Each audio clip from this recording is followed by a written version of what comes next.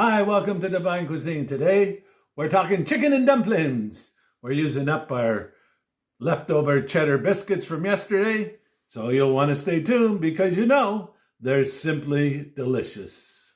All right, to make our chicken a la king, we're going to start with some butter.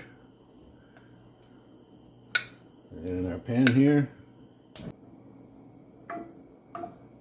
Once the butter's melted, we're going to add some diced chicken. Let that brown up, sear up a little bit. Once the chicken is seared, we're going to add onion, red pepper, celery, and some budded mushrooms.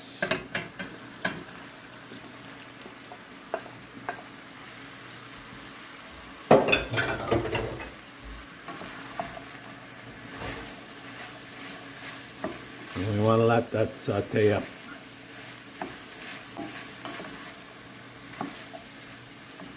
While it's sauteing,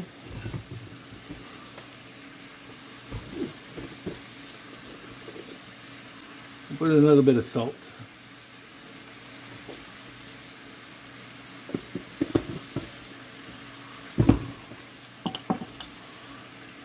A pinch of thyme.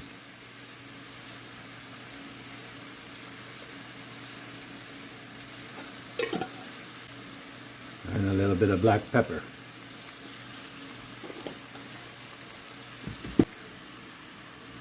Once our veggies are sauteed, add some flour. Reduce the heat and let that cook for about 2 minutes. Once you've cooked it for 2 minutes, we're going to add chicken stock.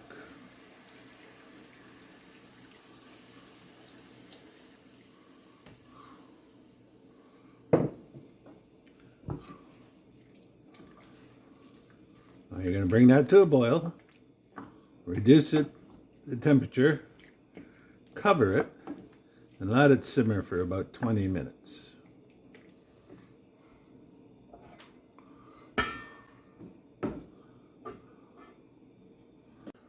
So somebody said, what do we do with the leftover from our biscuits? Well, one of the best things I like to do with them, shape them into little balls. And then, because we have the a la king going, we can make something we call chicken and dumplings.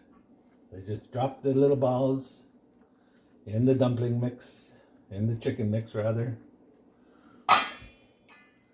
Cover it, let that steam for 20 minutes. Then we'll show you what that looks like when they're done.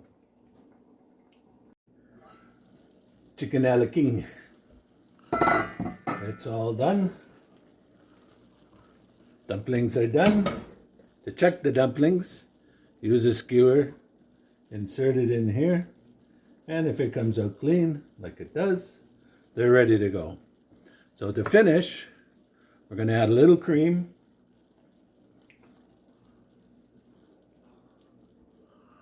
And some fresh chopped parsley.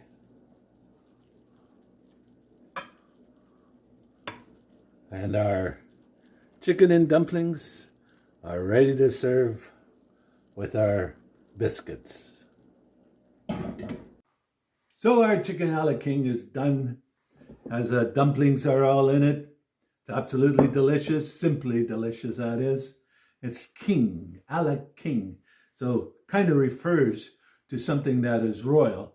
Actually, it was probably, we're not too sure, created by a cook whose last name was King, somewhere in Philadelphia, at a hotel down there.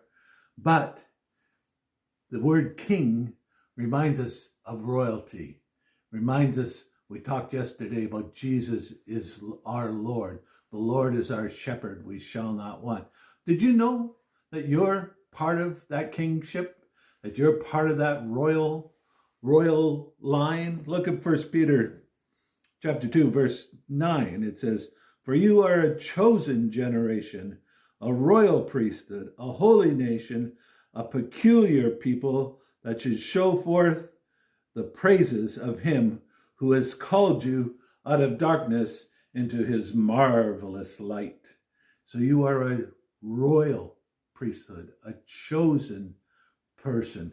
God chose you. For it, the Bible tells us from before time was, God chose you. He knew you. Before you were conceived, he knew you. You are a royal priesthood, a chosen generation. You have one purpose in life. That's to show forth the praises of God. What are those praises? Those praises are for who you are in him. He is Christ. You are a Christian. Everything he is, you are. So you go forth and do the things he did. As king, he rules and reigns.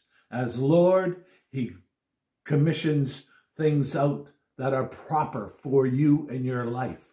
When you're facing your needs, then you are chosen generation. God has a good plan for you. He has a plan that will make you prosperous. He has a plan that will make you whole. Maybe you have family situations happening in your life and your family, nothing to do with you. Well, you've got a greater family. You've got Jesus as your brother. You've got God as your father. How much more could you possibly want? He will sustain you, see you through everything you do. So choose God, choose Christ, choose to be part of that royal priesthood. Serve him with all you've got. It says that you are a peculiar person. That doesn't mean strange. That means you were chosen, God's own special treasure. What do we do with a treasure? We hold it special. We keep it. We make sure nothing happens to it. And that's what God says you are. You're a peculiar person, his own special treasure. When you see a problem that you're facing, look to God because you're his treasure. He's going to take care of you. So until next time, remember, God is on your side.